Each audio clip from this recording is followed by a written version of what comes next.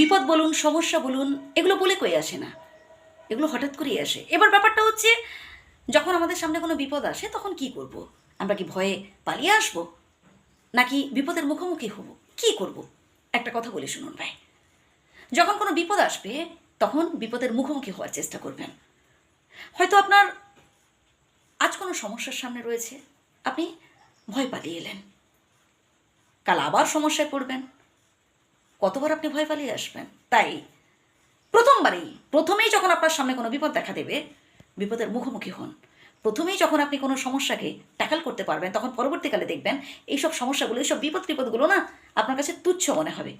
তাই কোনো অবস্থাতেই কোনো সমস্যা এলে, কোনো বিপদ এলে ভয় পালিয়ে আসবেন না। আরও একটা কথা বলি এর সাথে, যখন কোনো বিপদ আসবে অন্ততপক্ষে ফ্যামিলির প্রত্যেকে বসে সিদ্ধান্ত নিন। যখন জোটবদ্ধভাবে একত্রিত হয়ে হাতে হাত মিলিয়ে, যখন 10 জনে মিলে